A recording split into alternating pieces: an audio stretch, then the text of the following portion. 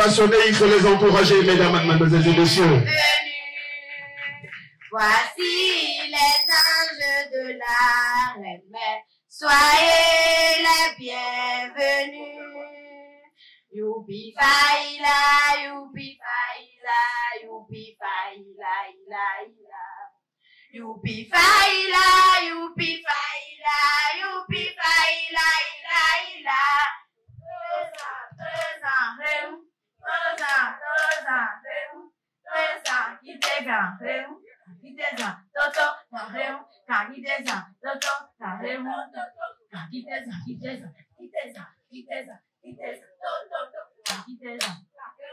C'est avec une immense joie que nous vous accueillons aujourd'hui pour célébrer l'essence vivante de notre culture, mettant particulièrement l'accent sur le potentiel physique et spirituel de la femme.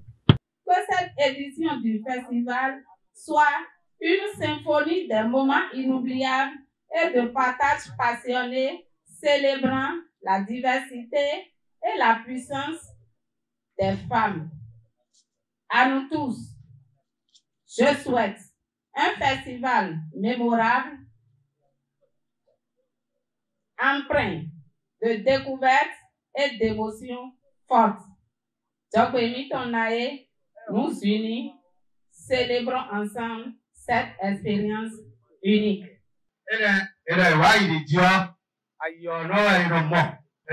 Représentant du maire. Chers leaders religieux, traditionnels, chrétiens et musulmans, ici présents. Chers afro-descendants, chers adeptes du culte vaudou, chers invités à vos rangs respectifs. Soyez les bienvenus sur la terre sacrée d'Adjaoutan. Son Altesse Naye, producteur à l'innocent de mes hommages. Ce qui nous réunit aujourd'hui, comme vous le constatez, est une grande importance qu'on ne peut marchander sa valeur qui est notre culture. Celle-ci, en vue de sa valorisation, au vu du monde entier, fait partie des soucis majeurs du programme d'action du gouvernement, son Excellence Ataraz Guillaume Talon. Le conseil communal d'Alada ayant à sa tête le maire Joseph Kako, digne fils d'Ayou, dans son ambition précieuse de valoriser les sites touristiques de la commune d'Alada et d'accompagner toute initiative culturelle et culturelle qui, dans cette initiative, a pu inscrire dans le budget communal d'Alada une ligne allouée spécialement à la réorganisation de nos valeurs endogènes. Je crois que ce n'est pas dans toutes les communes qu'on peut le constater. Et cette initiative a été rénovée grâce à nos sages, les têtes couronnées, nos leaders religieux de la commune d'Alada, qui, depuis un bon moment, se sont mis ensemble pour une lutte commune que nous espérons rehausser la pente d'ici bientôt. Cette 7e édition du festival Méthode Djokwemi Naye vient à point pour clôturer la fête de Vaudou, démarrée depuis le 9 janvier dernier sur toute l'étendue du territoire national et en particulier dans la commune d'Alada. Son Altesse Naye Djokwemi a dit dans sorte de au nom du maire Joseph Kako Ampaché et à mon nom propre, je nous souhaite bonne fête et je profite pour vous réitérer une fois encore mes meilleurs vœux de santé, paix et prospérité à tous à l'orée de cette nouvelle année. Vive la culture béninoise, vive la commune d'Alada, vive le Bénin, je vous remercie. Monsieur le représentant du maire de la commune d'Alada, Monsieur le représentant du ministre, chère tête couronnée, chers leaders, je voudrais donc en son nom féliciter, remercier et féliciter la reine-mère Djogwe Mito Naye pour tous les efforts qu'elle ne cesse de déployer pour le rayonnement de la culture béninoise, toutes choses qui concourent au développement et surtout à la valorisation de la femme. Je voudrais rappeler que ce festival qui fait suite aux manifestations de Vodou Days organisées par le gouvernement avec grand succès cadre parfaitement avec le programme d'action du gouvernement. Et pour cette raison, la préfecture d'Alada est disponible à accompagner toutes les initiatives, toutes les actions engagées dans ce sens. Je ne dirai pas plus que ça. Je souhaite plein succès aux activités qui seront menées dans le cadre de ce festival. Si ce n'est pas le porte-parole qui parle, c'est la trésorière, la reine-mère qui parle pour notre cadre de concertation des dignitaires religieux et têtes couronnées de la ville d'Alada. Et c'est fort de cette conviction que je me retrouve dans ce palais royal de la reine-mère. J'ai voulu que ce soit le président de notre cadre de concertation, Dameu Pochegbe Rabitane, qui doit pouvoir, mais ils m'ont décidé que c'est le porte-parole qui doit parler. Alors je dis d'abord félicitations à la reine-mère. En essayant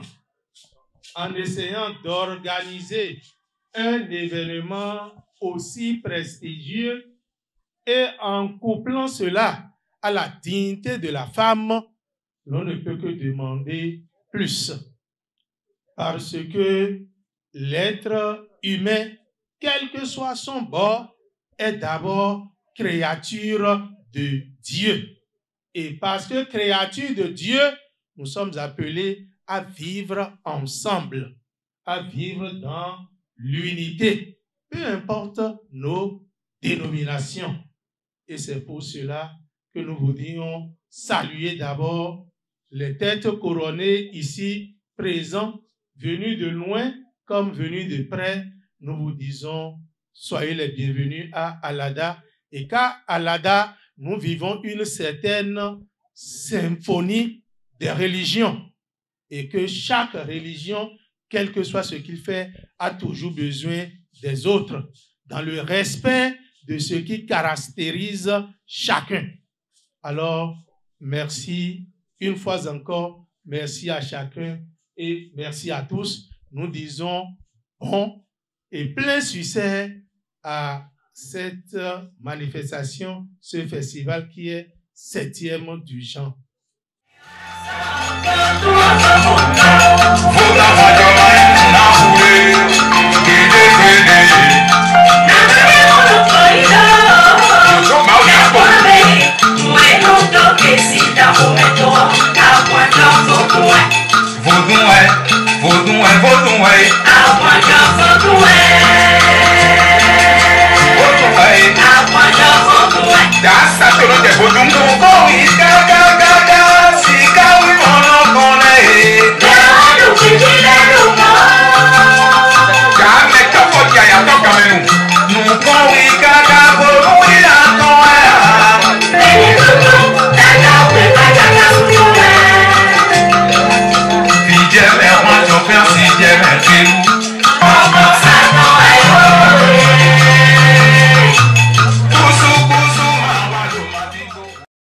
Excellence, Monsieur le représentant du préfet. Excellence, Monsieur le représentant du maire de la commune d'Alada. Chère Majesté, tête couronnée. messieurs les membres du cadre de concertation, des dignitaires religieux et sages de la commune d'Alada,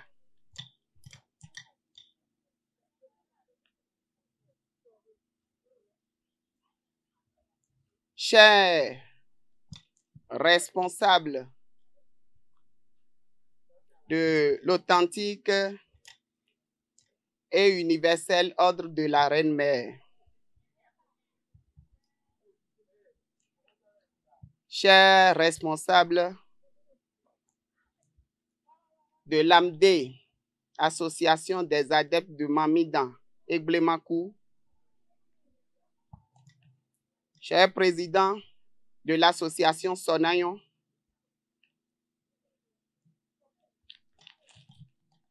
en vos rangs et qualités, je voudrais bien clôturer la liste avec l'association Aouline, car l'univers commence par la femme et se termine par la femme.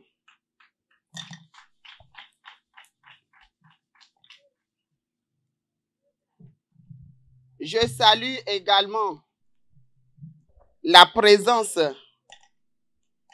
de la communauté musulmane et la communauté chrétienne, car nous sommes un et on sera toujours un. Ici, il s'agit du sang.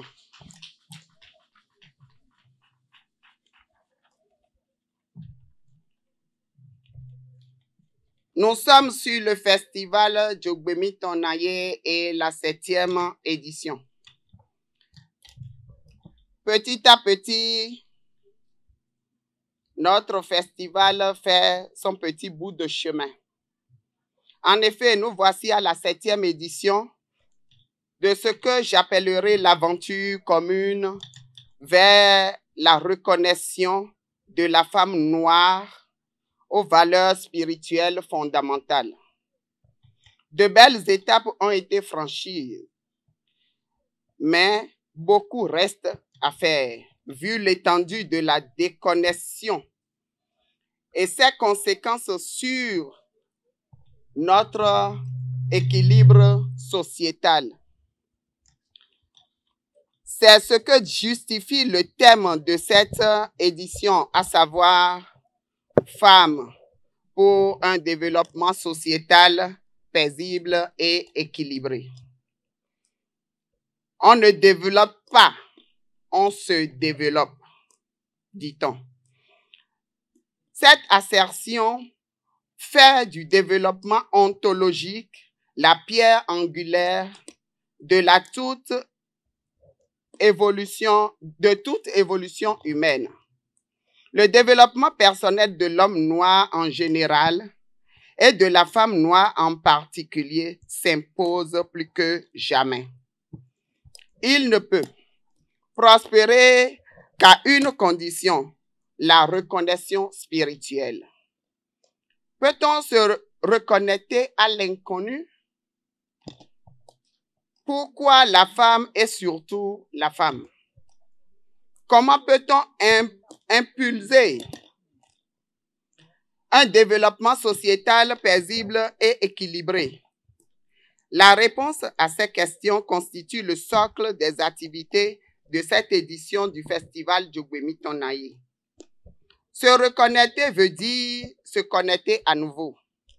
En effet, la césure spirituelle connue par le peuple kamite du fait de sa rencontre malheureuse avec d'autres civilisations prédatrices et mortifières est la source fondamentale de sa perte de repères.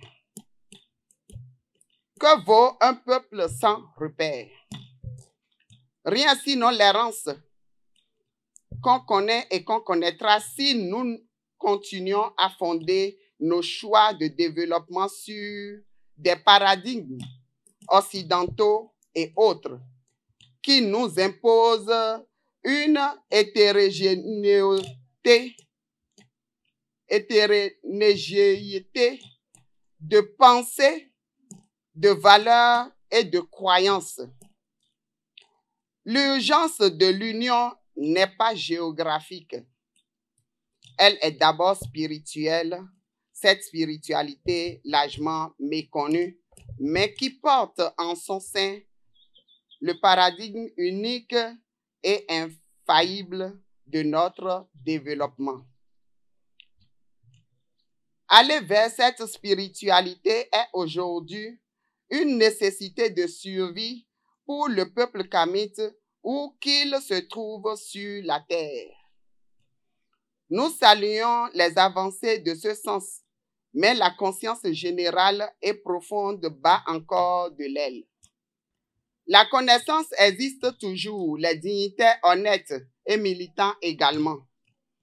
Il appartient au peuple de prendre conscience de l'enjeu, notamment la femme, car l'Afrique est le berceau de l'humanité. Et si la femme africaine prend conscience, le monde entier retrouvera sa paix et sa quiétude. Pourquoi la femme?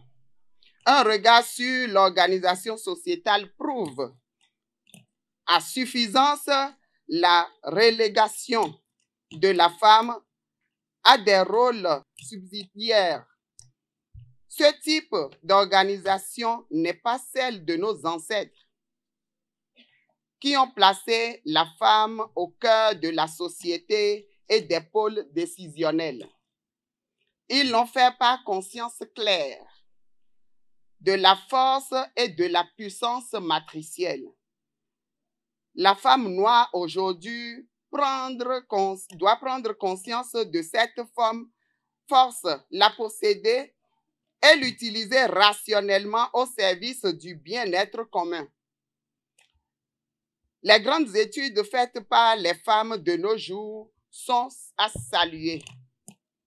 Mais pour que ces études scolaires et universitaires servent sainement et de façon optimale, elles doivent fusionner avec l'éducation spirituelle. C'est elle qui oriente, c'est elle qui apaise, c'est elle qui équilibre. Nous n'arrêtons pas de parler du développement sociétal sans jamais nous interroger sur ses vrais acteurs et surtout sa forme et sa dimension humaine. Pour le peuple africain, surtout, aucune société n'est humainement viable sans une spiritualité apaisée, qui mette l'homme au début et à la fin de tout processus. Cet homocentrisme, seule la femme en détient la clé. Elle est la mère de l'homme, la mère de la vie humaine, de la vie tout court. Cette force divine apparemment normale aux yeux des non-initiés, mobilise des forces, connaissent, dont la prise de conscience et la mobilisation efficace va révolutionner le monde kamite. Le développement des sociétés occidentales, avec leurs dérives de plus en plus inquiétantes pour l'humanité, la nécessité de l'équilibre dans les valeurs, dans le partage pour la société apaisée. C'est pourquoi j'exhorte les femmes, les filles à s'éduquer spirituellement afin d'épouser la force innée dont elles n'ont pas conscience, ce don divin qui sauvera l'Afrique. Donc l'humanité dont elle est la mère incontestable. Femme, récupère ta force pour le survie de l'humanité. Cela va de ton intérêt, car si ton existence doit avoir un sens, d'être, tu devras pouvoir jouer ton rôle.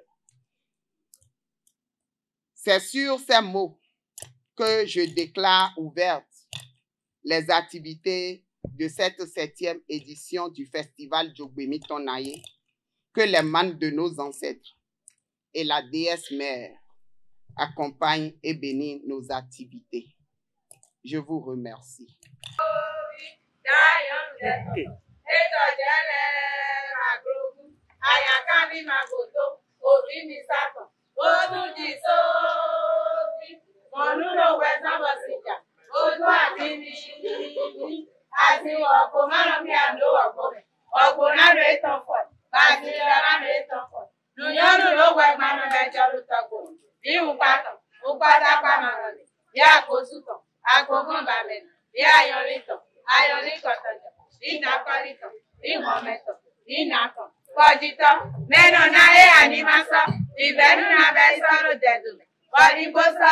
Pour l'immensité de ces connaissances, aussi bien dans les rites que les pratiques et inventions vaudoues.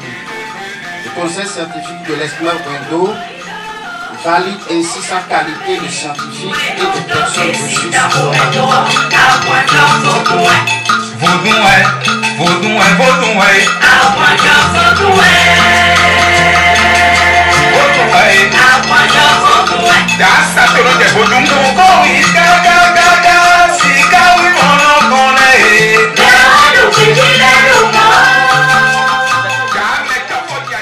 Donc je suis très heureux d'être ici à ce festival auquel la reine m'a invité.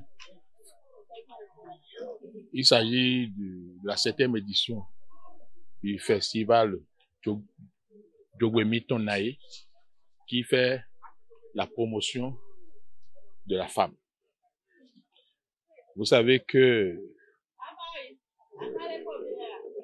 il n'y a rien qu'on puisse faire dans cette vie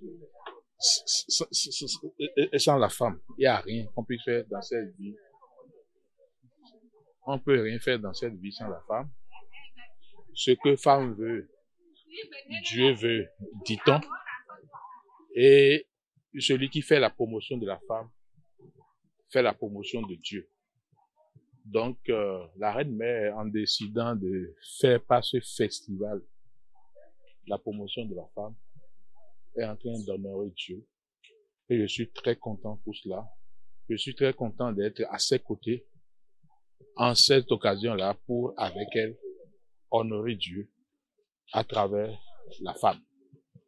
Et c'est une occasion pour moi de lancer un appel à tous les hommes, petit H, afin que nous puissions, puisque moi-même je suis concerné par notre comportement quotidien, honorer la femme pour honorer Dieu.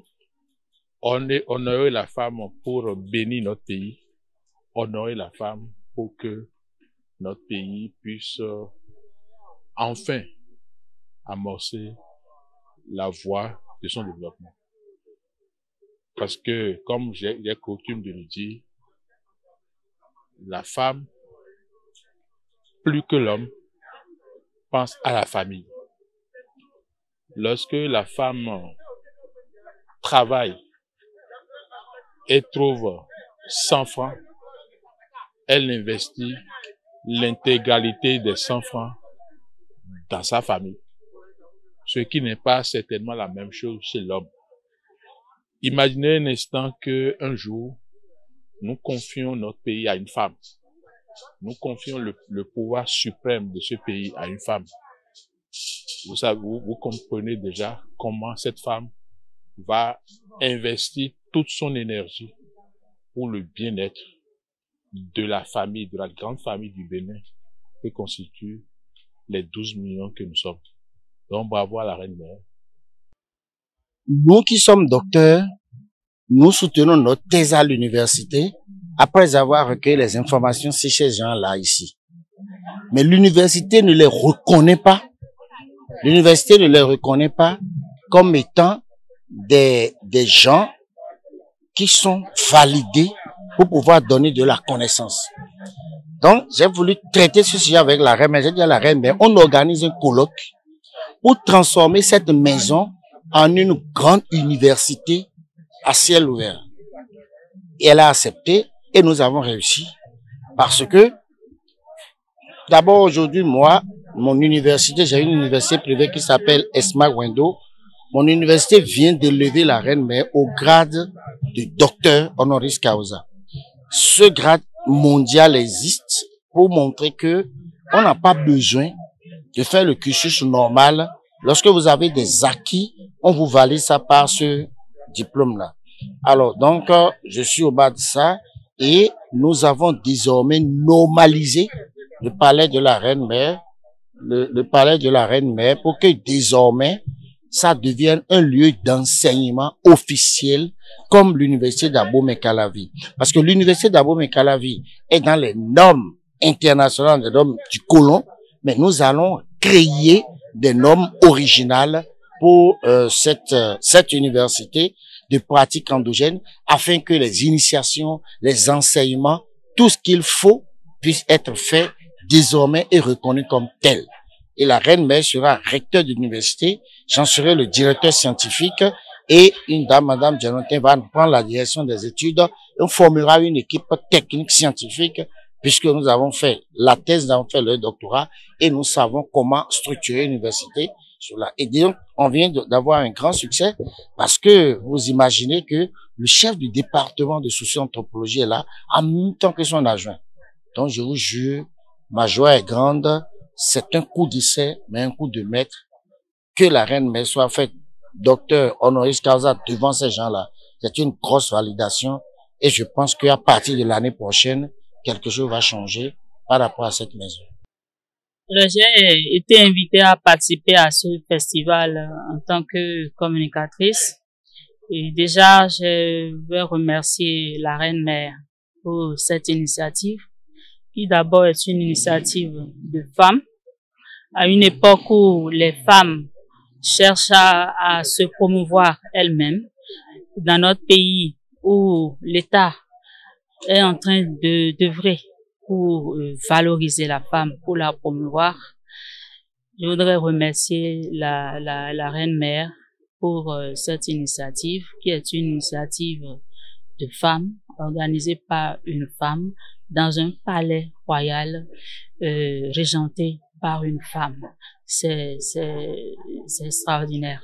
À cette époque-ci, nous avons besoin des initiatives du genre.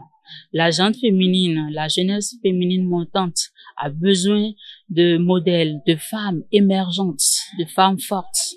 Et la reine-mère en est fortement, à mon avis, l'image, une icône qu'on peut montrer aux femmes. Donc ce festival est le bienvenu et mérite d'être encouragé pour les prochaines éditions.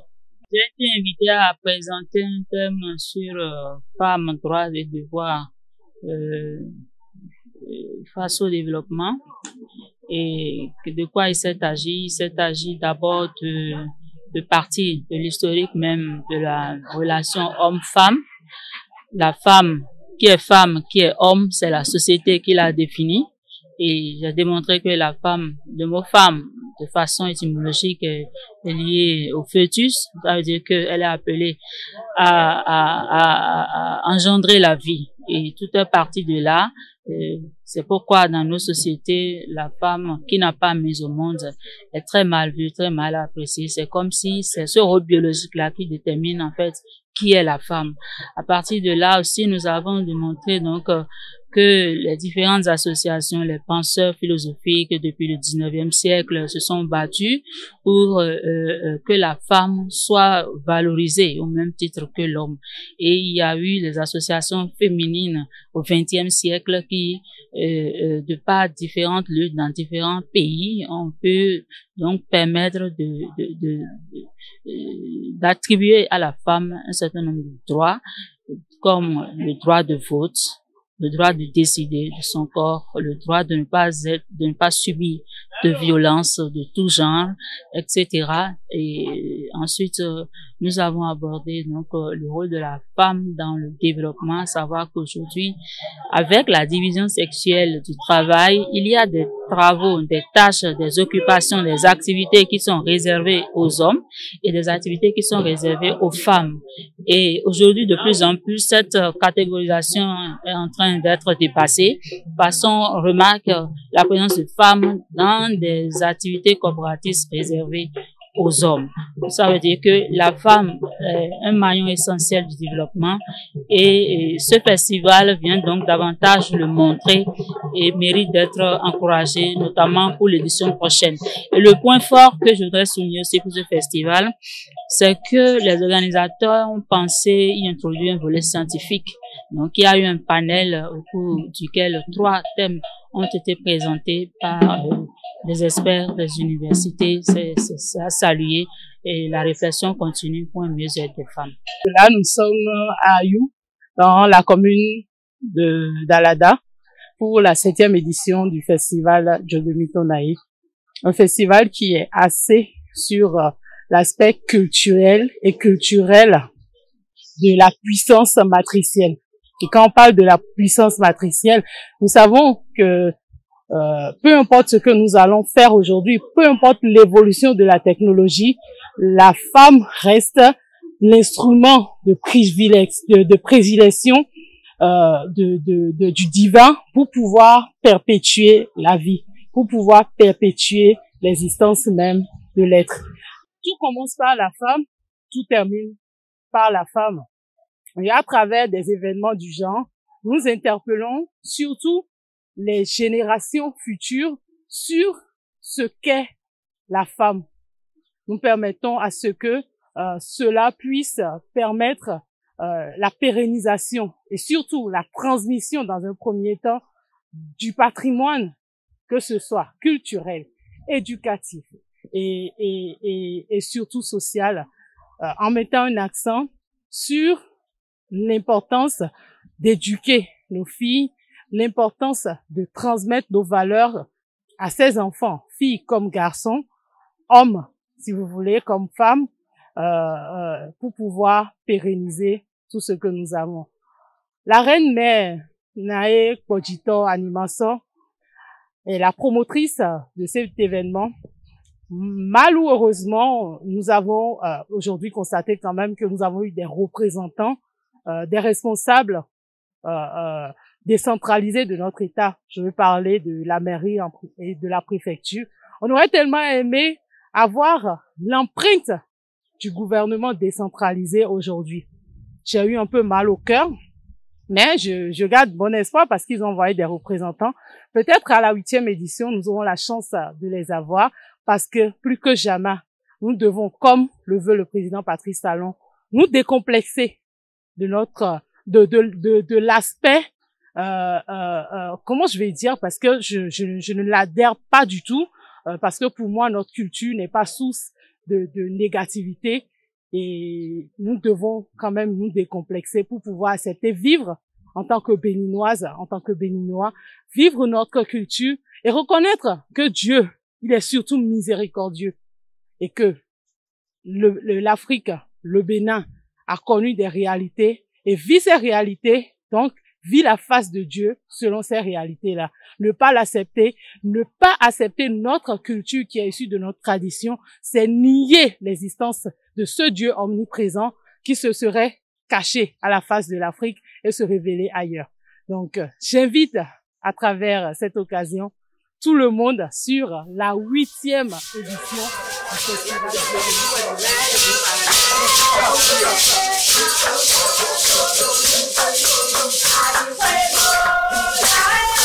de